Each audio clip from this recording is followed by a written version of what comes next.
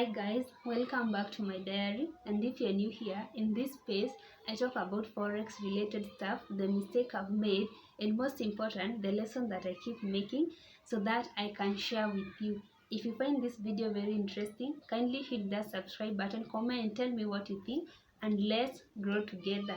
Thank you so much for the love that you've shown me on my previous video, the part 1 of how I started forex trading. I never expected that people will watch my video in such a way, but I'm so grateful. And I don't know if you people want to take me to Lingugi show, but anyway, thank you so much.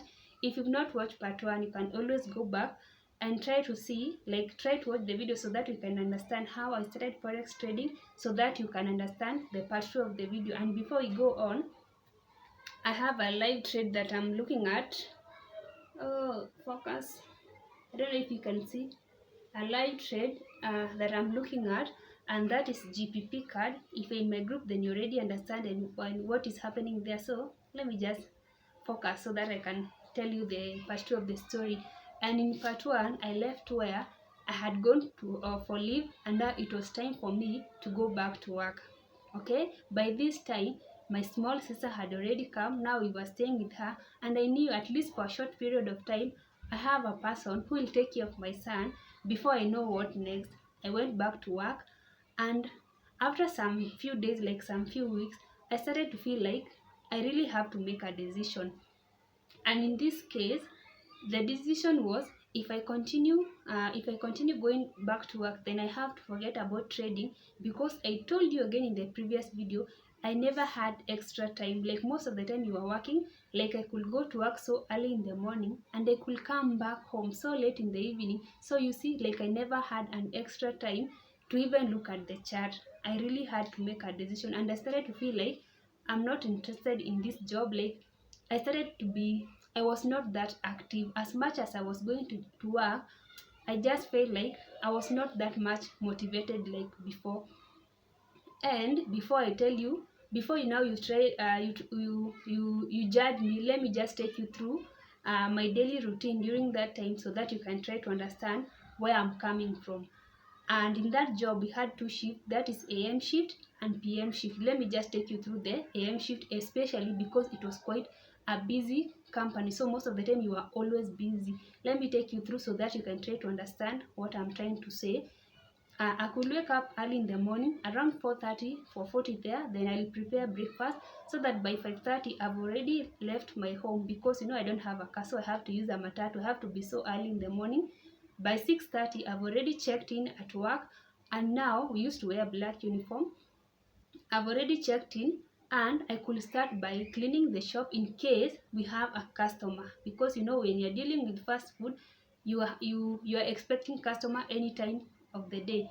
I could clean the shop, and from there I could go back and start preparing the salad. Now we had two main salad, that is the garden salad and the coleslaw salad. By preparing, if maybe for example the coleslaw salad, you had to cut the cabbage. It is so cold in the morning, you had to cut the cabbage into fine long sticks, everything. Okay, we had already gone for training, so I knew what was expected of me. You prepare the salad, and you, like, if you're supposed to, depending on the day's budget, if I'm supposed to prepare maybe like 50 coleslaw, 50 garden salad, it depends with the day's budget. From there, then I will go and start taking my stock. I'll try to put the a bit of screenshot so that you can try to understand what I'm saying. Then I'll go and start to take the stock. And you are taking the stock, it means that you have to count everything. Like now we have the fridge there, and we have different types of soda. Now you have to count. Like we have Coca-Cola. How many Coca-Cola do you have? 500 ml. Then you have 1.25, then 2 liters. If the from the soda, then you go to the club soda. From the club soda, then you go to the water. From the water, you go to the Minute Maid.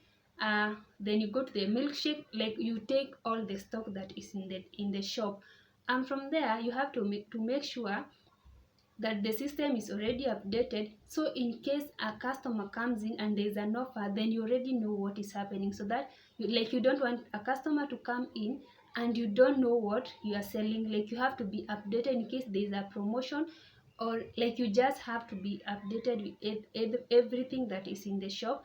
After that, then I could be doing the small detail that I had not done. By then, around by 10:30, I will prepare tea for the staff, because we were three of us. That is the cashier, then the chef, the griller, and the manager. Okay, preparing the tea, taking the tea, then I'll go back to my workspace. That is the what do we call it, the till around that place. I don't remember the name clearly, but where I'm supposed to my workstation. Okay, let me just put it like that. Around 11:30 there, I'll prepare the lunch for the staff. You see, the PM shift cashier and the staff on the PM shift, before they enter the shift, they're supposed to take lunch. And as for us who came to work early in the morning, then we will take our lunch after our shift has already ended. Now I'll request my manager to take care of the customer for me, because by that time we have customer, but it is not that busy. Okay, that is around 11. I'll prepare lunch, then I will go back to my workstation.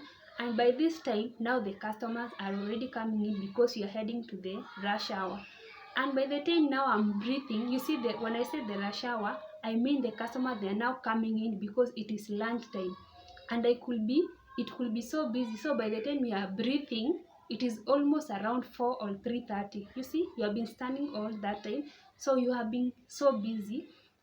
By the time they are almost like the jam is almost slowing down, it is around 3:30 or 4. And by then, you see, you had a long queue. Have you ever gone to the fast food and you find there is a long queue?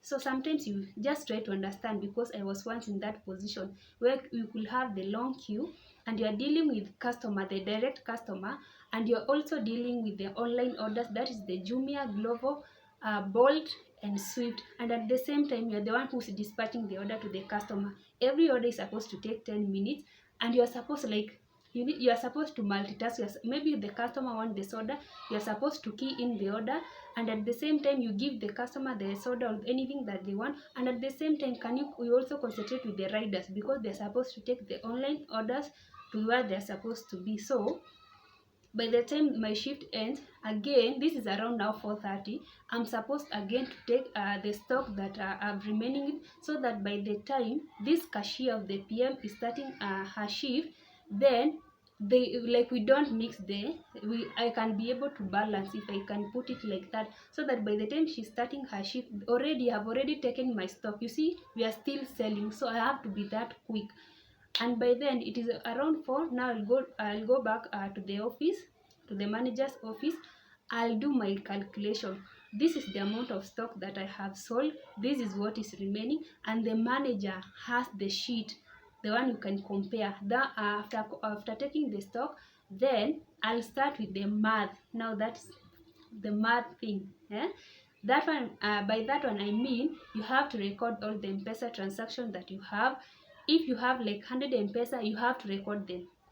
If you have like 100k in Kenyan shillings, you have 100,000 Kenyan shillings in cash, then you have to record them in groups of 10,000 Kenyan shillings, 10,000 Kenyan shillings. From there, then you'll have again to record, I have how many Glovo orders, I have how many Swift order, I have how many Bolt order. Like, now you have to do all the calculation, and by the time you're done, now the manager will check for you, are they balancing, is there anything that is missing? So if you have anything missing, of course, you have to pay, but at the end of the day, it is not that it is lost. Maybe you had not done your calculation right, but you see, we had already been trained. That is the best thing. And everything, like, you had already been trained, so you had CCTV. At least the accountant will go back and look, where did you go wrong. So that was how my day usually used to be. By then, by 5, I could leave the job after taking lunch. By this time, I'm already tired. You see, I've been standing, I'm already tired. The only thing I want to do, I want to just go home. I could go home, and by the time I'm already at home, it is around 6:30 or even 6:40 p.m. Now what can I do during that time? The only thing I can do is just wash my uniform and cook supper, and around 9:30 again I'm supposed to go to sleep. Now that is how my day used to be, like every day apart from the day I used to go to off. And in PM shift, it means I have to go to work by 12. I've already checked in, and by around 10:30 my shift end. But when I say my shift end, it doesn't mean I have to go home right away. Again, I have to take the stock, and clean the shop, because you have to leave the shop as clean as possible. Okay, clean the shop, then I could go back home. And by the time again I'm coming back home, in case I was in PM shift, it could be around 1 a.m. or 12:30 in the morning now the following day. And you see, this time, okay, I had my sister, and I'm so grateful during that time, you see, because I could not even see my son.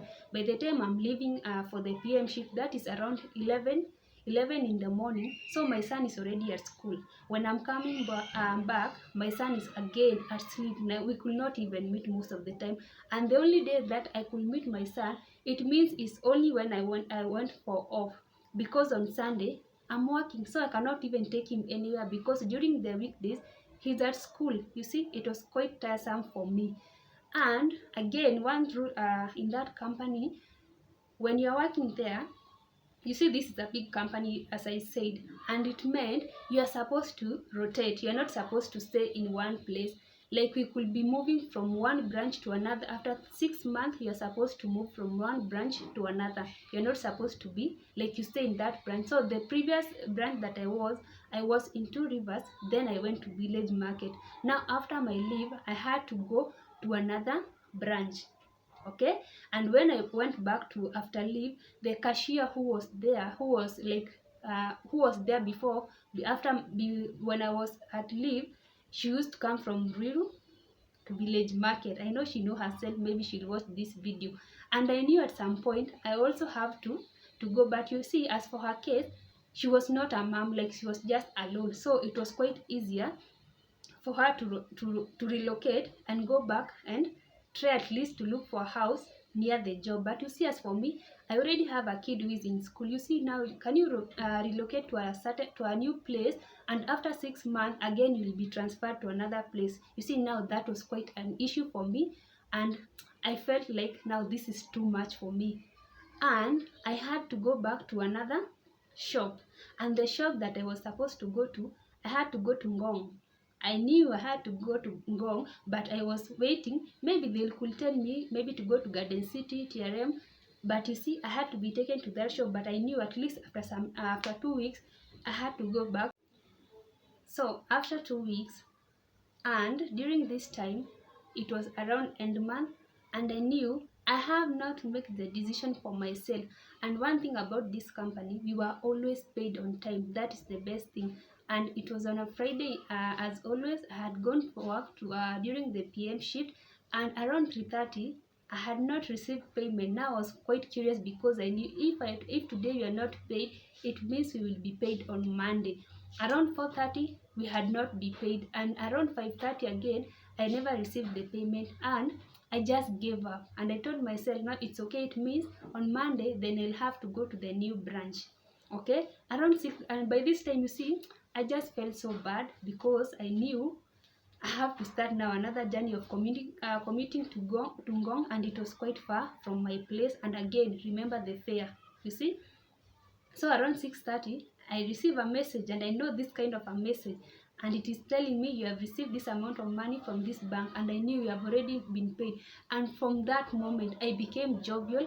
I started doing the cleaning, I was like energized all of a sudden, and I was so happy. So I did my duty as always, and at around 10 p.m. after the shift had already ended, I made sure the shop is clean. I did everything, the calculation and everything had already balanced.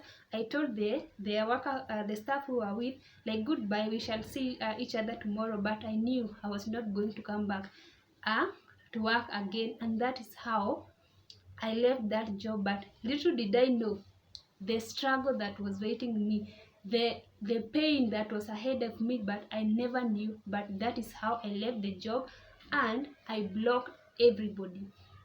In part 3, because I know this video is quite long, I'll explain to you why I blocked everybody, and how I started to learn forex trading. But that is how I left that job, and I went now to learn about forex trading. And trust me, now this is in part 3, this is where you see where the pain is coming from, where I fell into depression. I became sick. I had so much debt. The house rent was piling up, like it was too much for me. Okay, come and watch part 3. At least now you'll understand now the real journey, where it is starting from. If you find this video again very interesting, you can always comment, subscribe